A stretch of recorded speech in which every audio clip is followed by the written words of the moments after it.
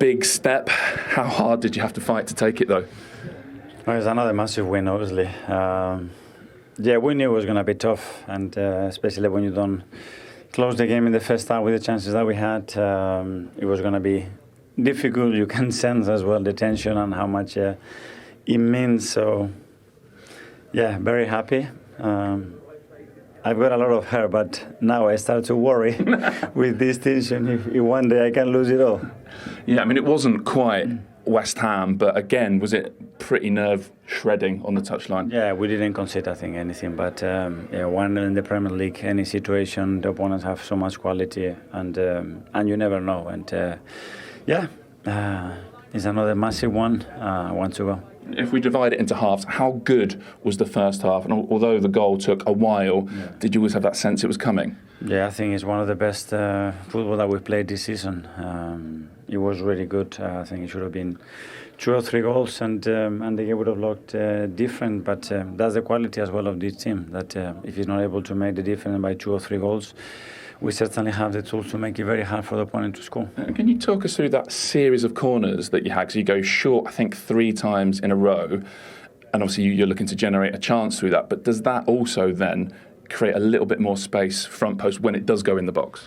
Well, it's like any behavior of the opponent. If they don't come man to man, you do something. If they come man to man, you do something else. With the corners, it's exactly the same. Like when they adapt to avoid something, you're going to open another space, and we need to be smart to exploit it. In the second half, do we just see there the weight of 22 years? When it's been that long for a club, it's not supposed to be easy. It's never going to be easy, and especially with the quality that this Premier League has got. And you witness that, you know, Burnley, they're going to get relegated. But they are a top team. They are really well coached. And on top of that, every club has an incredible spirit, you know, to defend their history, their pride, and that's the beauty of this league. VAR obviously stepped in last week, and I think the consensus was rightly to disallow the West Ham goal. I wonder if you've seen back the Kai Havertz challenge around the 70th minute and have a view on whether that was a red card. I've seen it. You see me that I was there. I went straight to with our people, and I haven't had a chance to have a look. And if you've had a little bit of fortune, that's also part of a 38-game season, I guess. For sure, if we look at everything, every action that happened this season, for sure you're not going to get anything that we don't deserve. So, tomorrow night then, because by this time tomorrow night, you could be Premier League champions. Any plans to watch Bournemouth versus Manchester City? I don't know yet. I just want to enjoy tonight, and tomorrow let's see what we do. But I'm sure it must be in you thinking, like, you've worked so hard, this group, over, 4 years and more, to get this close. Surely you'd want to enjoy that together. Yeah, but I don't know if what we have to do is just prepare the Crystal Palace game the best possible way. The other things are in our hands. Your sense, your feeling, or do you have to have that feeling that they're gonna take you to the wire, they're gonna push you all the way? I don't know. This is the Premier League, and we know the quality. You know what Andoni's done. You know the record that they have right now, what the amazing season that they're having. So everything is possible. This is the Premier League, and we will be watching it. One last question, because there are reports tonight that this season will be Pep Guardiola's last. And I wanted to ask you, as someone he's been a hero for you, a mentor, a friend, a rival now. If it is to be his last season, how great is his legacy? Once he makes that decision, then we can talk about it. Before that, I think nobody should do that. Okay. Thank you, Mikel. Thank you so much. Thank you. Those are the reports this evening that Pep Guardiola will leave at the end of this season, which for Manchester City will be on Sunday. Before then, they've got Bournemouth tomorrow night. And Mikel Arteta is sort of saying, not sure yet what the plan is. Do you think they will be together watching that? Because, of course, if Bournemouth get something against Manchester City, it's all over. I don't know if they will be together watching the game, but for sure he will have an eye on the game tomorrow. If City doesn't get the result, they can be credit champion, and they may have something prepared in case. They'd want to be there, wouldn't they? They want to be together just in case. Or they want to be together, or everybody will be at home. I'm sure players will stick together in somebody's house and watching the game. And they may plan something if they City doesn't manage to get the result. Maybe everybody is meeting to the training ground and have a small celebration. But of course, they will be watching the game and hoping that City will not going to get the result. Round Jamie Vardy's house. I know, yeah, I was watching that, yeah. 11 times it's happened before. Teams won the title when they're not been playing. OK. I think initially you go back to sort of the Leeds team, was it Gary McCannis, Lee Chapman, all that. On the cans, on the beers. I don't think it'll be like that. I think it'll be a big celebration rather than a little one. Maybe, but I would imagine they would get together after the game. But yeah, it's it's good to see the great scenes, and when you look back at them in probably years to come, and they will want to celebrate that moment as well together. But it's an awkward one, isn't it? If you get together and then it doesn't happen, and someone's going to post a picture on social media, and then you don't. Oh, I'm not sure. I don't know. Yeah, they will keep emphasising. I just wish I was in that position once. That would have been nice. Of course, they will keep emphasising that it's not there yet, and of course Manchester City are perfectly capable of beating Bournemouth. One factor of tonight, again, is the success of Arsenal's set pieces this season. That was the 18th goal they've scored from a corner this season, which is a new Premier League record, breaking the record that they had already set, along with Spurs, we should point out. Do we underestimate this, Patrick, and just the value of it and I suppose you could say the forward thinking of Arsenal to be at the front of this? Yeah, but the game's changed now. I think majority of the team have set pieces coaches around, and majority of the teams spend time on set pieces because sometimes games winning or losing on set pieces. So during the week, you have to spend time. You have to work on the defensive and offensive side of set pieces because it became a really important part of the game. So teams have to be prepared, looking at weaknesses and strength of opposition team and how you can hurt them. So majority of the team are well prepared, but Arsenal are better than the other teams in that side of the game. I think there's also been a common sort of shared groupthink, if you like, that the best attack wins the Premier League. But this is, tonight, the 32nd clean sheet that Arsenal have had in all competitions this season. Again, is that something that we should be speaking a bit more about, just that strength that they have defensively? I think the goalkeeper, the back four, the midfielder working quite really hard. And winning the title, you have to be really strong. You have to excel in one part of the game, and they're excelling on set pieces, but they are excelling as well on the defensive side of the game. They are quite really strong. They are defending really well.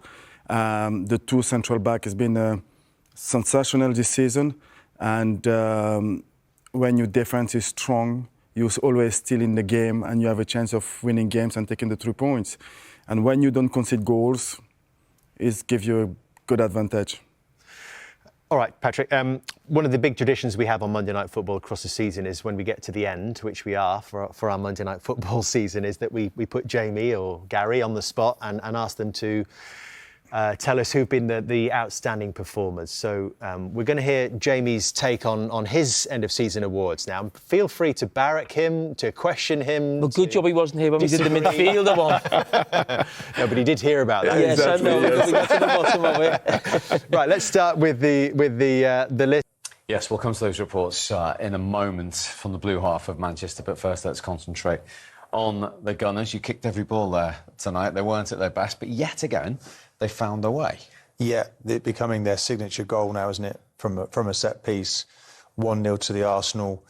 It's more George Graham than Arsene Wenger. It wasn't pretty at times, but I don't think they care. This group, they just want to get over the line.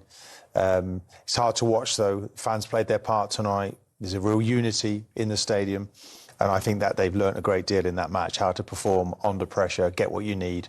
Over to City now to see how they can match up tomorrow night. Indeed. So let's just remind you of the conundrum now. Very simple. Arsenal got 1 league game left to play.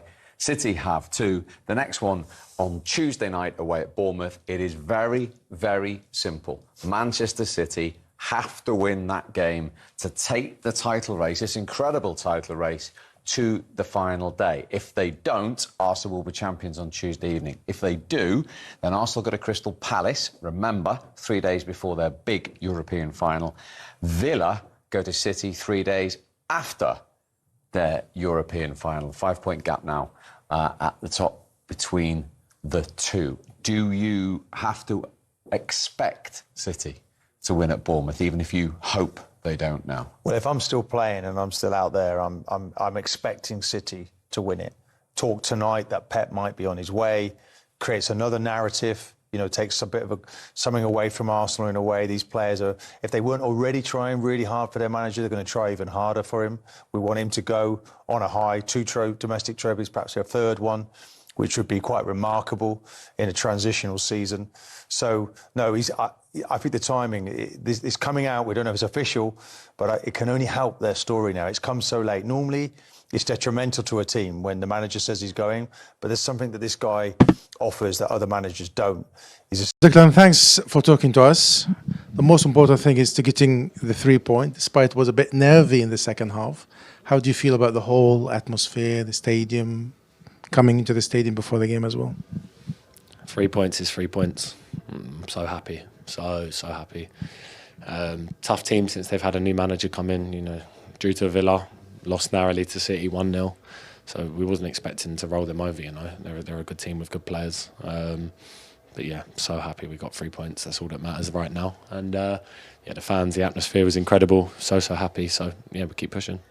Scoring 18th goal from set pieces this season in the Premier League, of course. You tried different technique with the set pieces today, but you ended up doing it what you do best: throw it into the box. Yeah, but we've not scored. We've not scored for a while, so it was nice to actually score from an actual set piece now tonight, because we've not scored for ages from a direct set piece. Maybe a short one, yeah, but not from direct. So it was nice to score tonight from one of them. That had been coming for a while. So yeah, if you can't win the game in open play, you win the game from set pieces, and we've done that a lot of times this season. So it's a good strength of ours. Can we say you're putting a hand and a half on the title? Not yet. Not yet. It's not done yet. Still one massive game, Selhurst Park. Full focus now is on that, recovering, being ready. We know what's at stake. Full focus is on that. And especially viewing tomorrow for the players? Are you talking about gathering together the players, watch Bournemouth, Manchester City maybe? No, we know what's obviously at stake and what can happen. Not spoke to anyone yet about it, just because we've just said goodbye to the fans and families have come on and stuff. So yeah, I'm not even sure if we're going to see each other now. People are going to be in and out of the changing rooms, but regardless of that game, we know we have to win, so I'm not really bothered what happens there. Me and Stuart get on really well now, the club photographer. Yeah. Still got it, Mikel. Yeah. Just get your picture and get off the pitch. Does this tell us? They always talk about being a family club. Is this the evidence, Patrick? Yeah, I think last game of the season at home, you want to please the family for the support. And I think for them it's mean a lot to be on the field and to live that moment. I mean, you talked before, Patrick, about it being now or never. When we first reconvened a couple of months ago, do you feel it is just a question of time now? It is just a question of time. I think winning today it was huge, boost their confidence. To go to the last game at Palace, and I think Arsenal is a job done for them. How much jeopardy, if City get the job done tomorrow, in terms of Palace and the conference final that they would have just days later, so they would have to go Sunday and then the final on the Wednesday. It's not a huge turnaround, not like Villa had in terms of playing on the Friday night before the Europa League final. Do you think that again is going to help, a big tick in Arsenal's favour? Yes, but then you think of the Aston Villa situation where if they have won the trophy, they celebrate, and what are they like against Manchester City? But Oliver Glasner, when he was last in a European final, the game before, I think 4 days before, he only changed one player. Now, Palace haven't got a huge squad. So if you go back on what Oliver Glasner's done in the past, in Germany, he played almost a full-strength team. So I think it'll still be pretty full strength for Crystal Palace, and I think the nerves will really kick in with Arsenal this week if Man City win tomorrow night, because when you saw that tonight, playing Burnley at home, how much they created. Yes, they scored from a set piece, but it was a little bit edgy in there tonight. And I think you mentioned it might actually do them a little bit of good, maybe being away from home. On the last day? Maybe. That could, because you'd feel a tension in the stadium, understandably so. But Crystal Palace are a better team, even with a few players out, than what Burnley are. But for it to go on the last day, Manchester City have to win at Bournemouth. Now, this story, as we're saying, has not been confirmed by Manchester City tonight, Patrick, that Pep Guardiola will be leaving after the final game of the season, having secured 20 titles now at City with the 2 domestic cups he's added this season. The only thing that City are saying is that he's got a contract for another year. So there's no confirmation, in effect, either way at the moment. But if that news is known in the dressing room, if there is a suspicion that he is leaving or it's been confirmed, could that have an impact on City's performance tomorrow night in the here and now? No, I don't think that will have an impact, because we're talking about players, professional players with experience and focusing on their job, and the only ones for them is to try to win the game and to try to push it to the last game of the season. And of course, if that news going around, players will talk about it, because players going to Manchester City because of Pep Guardiola as well. So this is a big news, and I hope it is not true, because since he's been at City, I think it's over there with Sir Alex Ferguson as one of the greatest managers in the Premier League. And it will be a massive loss for Manchester City. What's your take on this, Jamie, and particularly on the timing of these reports coming out this evening? I mean, I don't suppose Manchester City or Pep Guardiola can do anything about the timing. They have to let the club know. The next guy coming in, we hear it's Maresca. He would have to have information about this. He would have staff he would have to speak to. The closer you get to the end of the season, there's more people know, and it just eventually it comes out. I mean, this wouldn't have happened overnight. You would have imagined it would have been in the last few weeks, maybe a couple of months, and there's just too many people involved for it not to come out in the end. Do you think there's a lot of jeopardy or questions around whether City will actually go and win at Bournemouth, who are unbeaten in 17? And they also know their manager's leaving, by the way. Yeah. I mean, sometimes when you speak about a team like Bournemouth on a run like that, I almost look at it the other way and think they're actually due to lose a game. You know what I mean? A little bit like that. If City play well, they'll win. And the idea that the Pep news coming out, how it'll affect them, I don't think it'll affect anything in a negative way. It might make no difference, but if it was going to make any impact, I think it'd be in a positive way. You know, what that guy's done. You know, what he's done for these players, what they've achieved together. What a way to send this man out.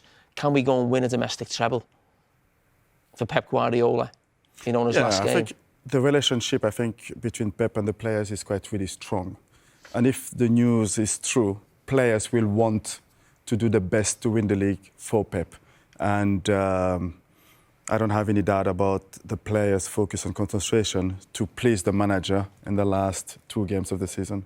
But it's in Arsenal's hands. Win on Sunday and they will be champions.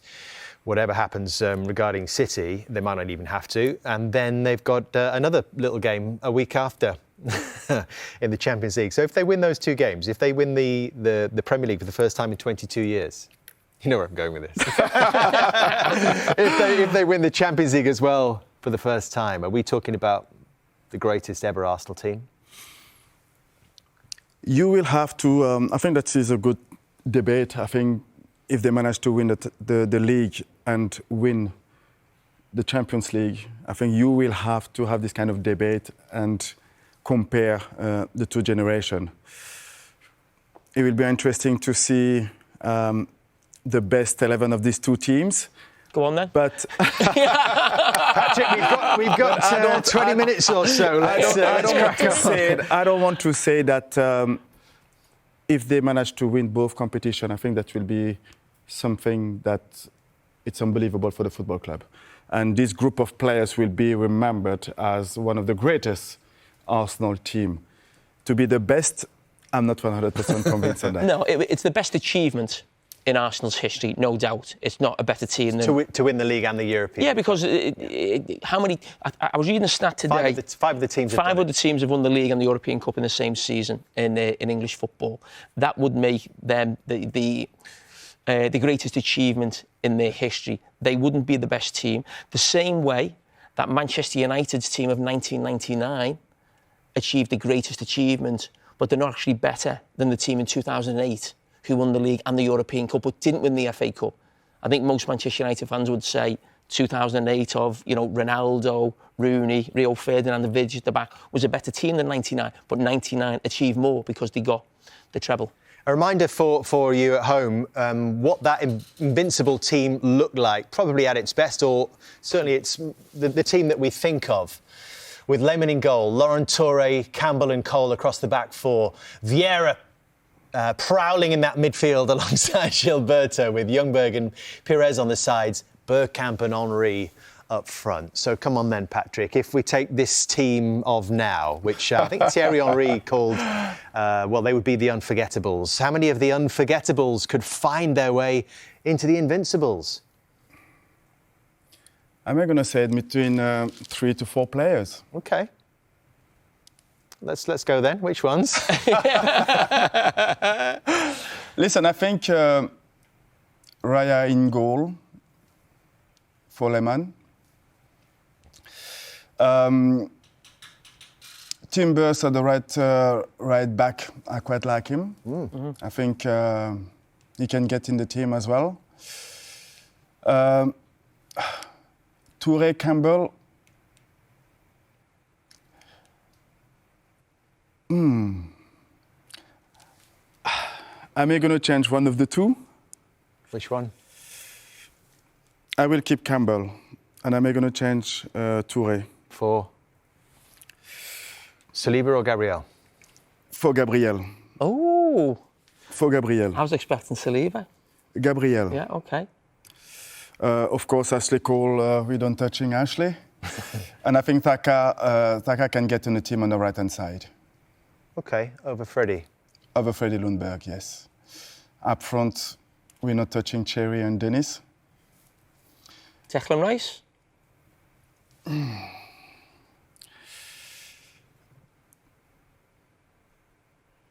I will say, Declan Rice for Gilberto and keep Robert Pires on the left-hand side.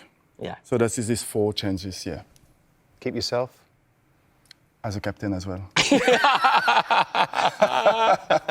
Brilliant. Love that.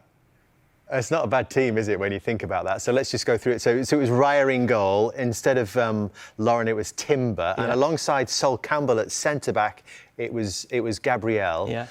And then on the right-hand side, Saka is joining Vieira and Declan Rice in midfield. I think...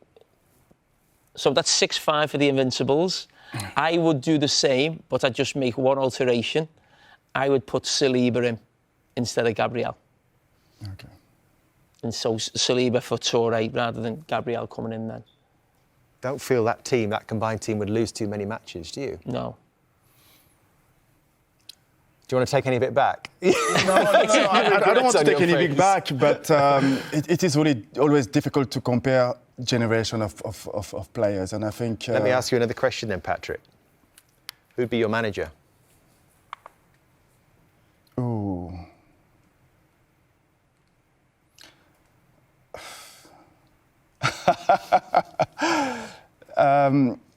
Listen, I think Arteta did a really good job taking the team a couple of years ago and seeing where the team is today. He spent as well a lot of money regarding Arsene. I think Arsene bring myself, Cherry, and really good deals. So for that, I will say that Arsene will be the manager. Very good. Like the sound of that? Yeah, I think that's right. Wenger done a double in his first full season. I think it's a great team. It's a great team, great manager. But then clean sheet 4 in a row for David Raya. It is 19th clean sheet of the season. He's got another Golden Glove award as well. And earlier on, he spoke to Aaron Ramsey and to Alex. David, huge win, 5 points clear at the top of the table now, all pressure on Manchester City. How do you sum up tonight? It was a very difficult game. We had the chances to score more goals, but we know how difficult it is to score goals in this league, especially when the ball doesn't want to go in. Just incredible from everyone, the way we defended, the way we controlled the game. Really, really important, and of course, massive 3 points and it's just one to go. Your 19th clean sheet in the Premier League this season, which equals David Seaman's Arsenal record. Just how proud can you be of the season that you've had on a personal level? I am very proud on the collective way that we are playing, we are defending, and of course very, very proud of myself, trying to help the team as much as possible. But without these players, I couldn't do it by myself. Yeah, you've been instrumental this year. I mean, like, you should be so proud of that. With that, you know, structure that you have now, the amount of work that you've done defensively, you can see you must feel so confident in your team that you're not going to give many chances away now. And you've always got that set piece or that moment that you can go on and win a game as well. Yeah, we are. Like I said, from the start of the season, we had that toughness defensively, that willingness of not conceding that many chances and not conceding that many goals. And we had some spells where we did and some spells where we didn't. But credit to everyone that the way we defend, the way we keep those clean sheets, it helped us to win so many games. Especially, there's so many games that are won by only one goal. So if you keep that clean sheet, it's easier to win games. Yeah, I think you've been, even when they have managed to break you down, you always have to stay focused in them moments, because you've had some big moments yourself this year where you have had to make some big saves at vital moments in a game. How much is it, when you're having large periods of possession, how important is it for you to stay or to keep your concentration for them big moments to have an impact? Well, we know how important it is on those moments where we dominate those games, and I don't have that much things to do. But that's that concentration for 100 minutes to be focused, to help the team when I'm needed. So I think that was a big difference from last year or the year before to this year by myself, where I had to step up in that manner, and I think I did this season. You've been brilliant. Well done. David, Kai Havertz given an opportunity today. He hadn't scored here at the Emirates for over a year in the league. How happy are all of you for him that his goal was the decisive one today? We are delighted for him. We know he had a tough season with injuries and everything. We know how good he is, the quality that he brings, and how good of a person it is as well. So it's really, really important for the squad, and we are really, really happy for him to score the winner. And a word for the fans, as you can hear, it is so loud here. How good have they been this season, the whole season? Amazing, especially what they did in the Champions League, and what they did today is incredible. So credit to them, and throughout the season they've been really, really important for us, and he gave us that extra motivation, extra edge to be able to compete for those things. Are you all going to gather together to watch Manchester City tomorrow night? We're just going to enjoy the win today and recovery tomorrow, and then let's just be focused on Sunday. And just finally, are you okay? Because you got a bit of a knock at the end there. Yeah, I have a dead back, a dead glute, a dead shoulder, but no, I'll be fine. Ice bath for you then? Yeah, ice bath, straight to the ice bath. David, thank you so much. You. Congratulations on your third Golden Glove in a row. You've had an outstanding season. Good luck all the best at the weekend. Thank you, guys. David. Thank you. Thank you. Thanks so much. Yeah, 19 clean sheets for David Raya. Do you think they all get together and watch Bournemouth City in case City don't win tomorrow? They'll be at home. They won't be a get-together. They just enjoy it. Of course, if things change, they might be a big get-together later in the evening. But no, it's about rest, recuperation, get your sleep.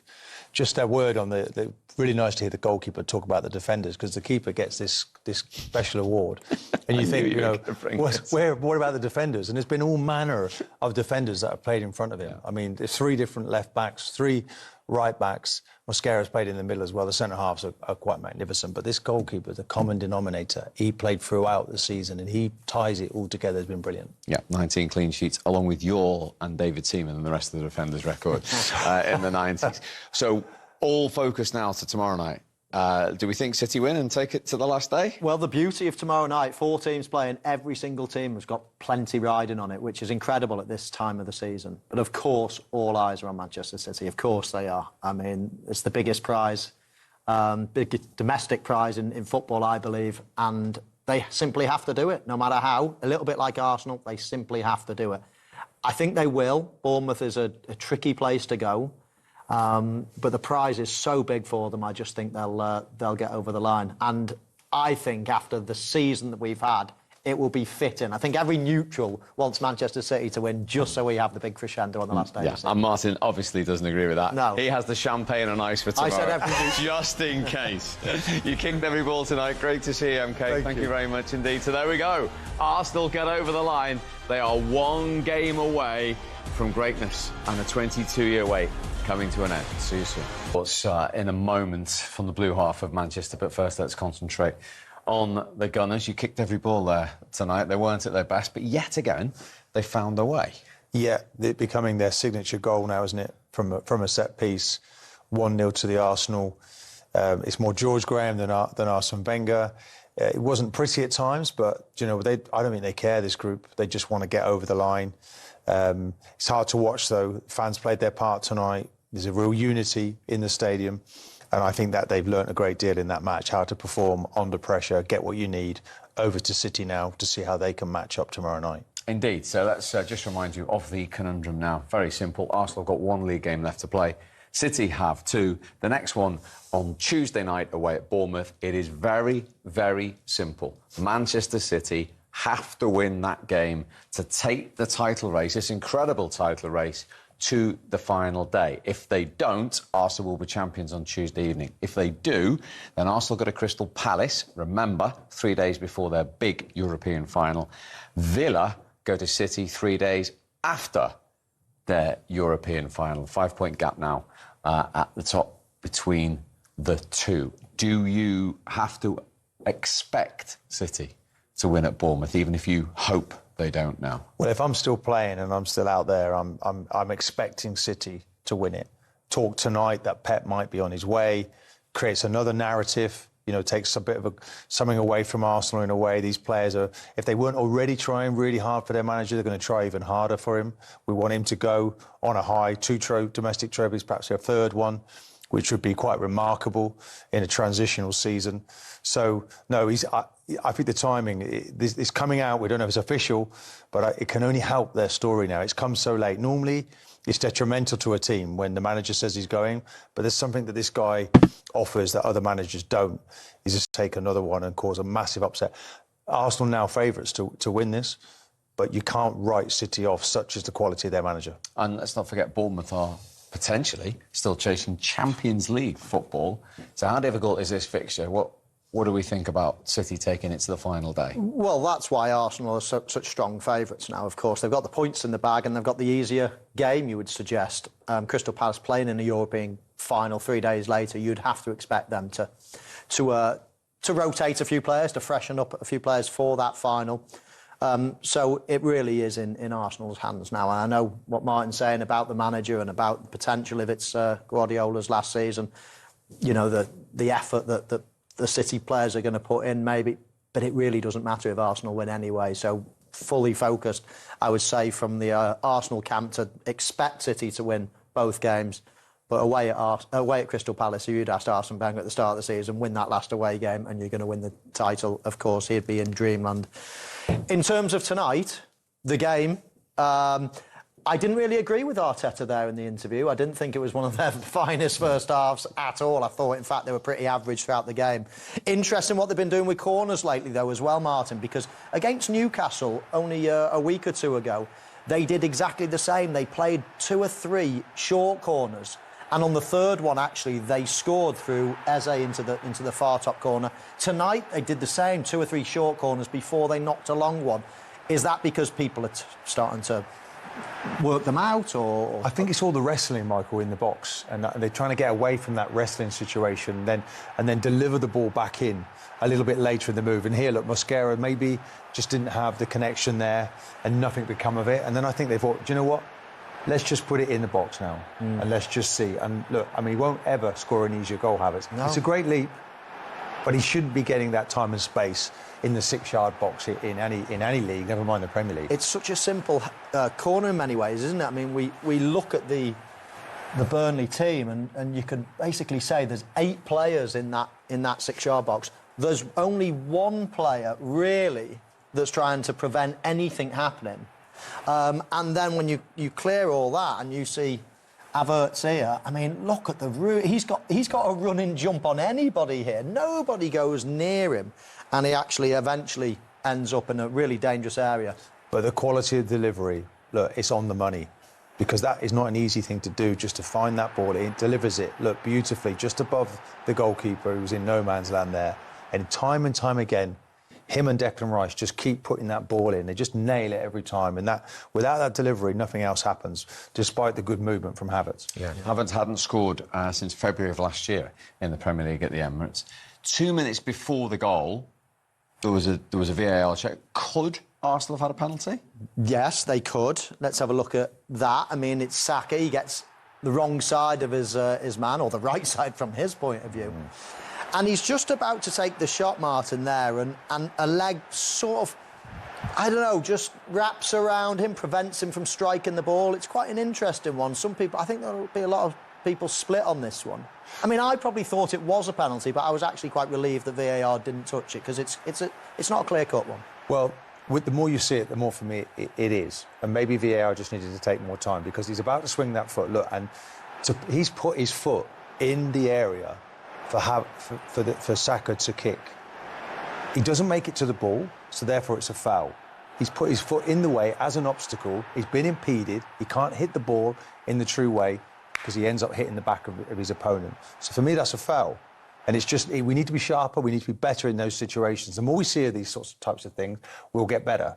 At first, I didn't see it myself at the beginning, but the more we looked at it, it looks very obvious. Could you make a case, though, you're a defender, could you make a case that you've got there in front of me and now I've just kicked the back of your leg? It's actually a free kick to you? No, because it's a last-second action. He's put his foot there so that to block my pathway to the ball, and I believe then he's going away. If he goes towards the ball and makes it to the ball, then fair enough.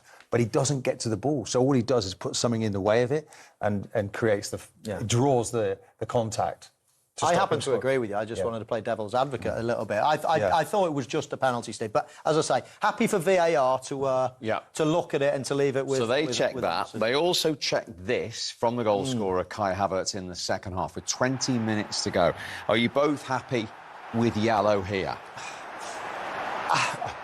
He's lucky. I think there's an element of luck, isn't there? There is. That's it in real time. These are the better angles now, Steve. Let's just slow it down. You see, the tackle is high. Well, if you call it a tackle, the foul is high.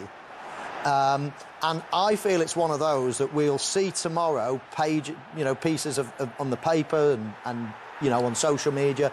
And when you look at that, people will go automatically, look how dangerous that is. If this foul was, a red card earlier in the season, then this has got to be the same. However, you've got to watch it in real time to make a true decision, in my opinion. And yes, it's high. Yes, it looks nasty, but when you see it in real time, I don't think there's the power. I think it's more of a trip. I don't think it's straight leg with loads of force and a leg-breaking challenge. I mean, not one of the Burnley players appeals for anything in terms of, obviously, a foul, but they're not surrounding the referee thinking it's a red card. I didn't think there was quite the velocity in the challenge. That's what saves him. Yeah, and I think it's one of those, they are breaking away, and he's just like, that one where you just try and trip him up and he gets it all wrong. It's quite high. And you can see on Havertz's face there, he's a little bit concerned. So he gets away with it. Yeah, if he gets sent off, Michael, the ref, you'd have to say it's his fault, wouldn't you? Absolutely. And that's a similar one to the penalty, I feel, Steve. If the referee sees that and gives a red, I don't think VAR are going to step in and say you've made a wrong call. That is, some would give it, some wouldn't. So, again, happy with the on-field decision being what it was. And they win again. So Manchester City have to win at Bournemouth on Tuesday night. Otherwise, the champions are Arsenal. And as Mikel Arteta was asked about, and the boys have been alluding to, subplot tonight, reports, Manchester City have not confirmed or denied, but reports that Pep Guardiola will leave Manchester City at the end of this season. So therefore, we'll only have 2 more games in charge. Pep, of course, who has delivered 20 honours, including those 3 community shields, in his time at Manchester City, including 6 Premier League titles, and still a flicker of hope of maybe turning that into 7. How all that changes the dynamic of City going into the Bournemouth game and then potentially the last day of the season, if it matters, Michael? Well, there's enough on it anyway for those players to be wanting to run through a brick wall to win this Premier League. There's a lot of new players in that team, and of course they want to turn that digit to 1.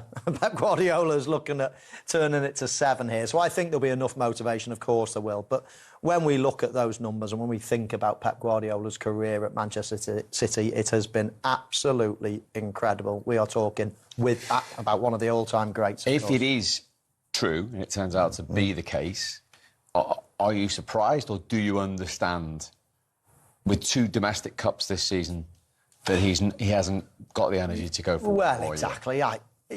Every single year, people during the season are thinking, is this going to be Pep's last? If they win this, will it be his last?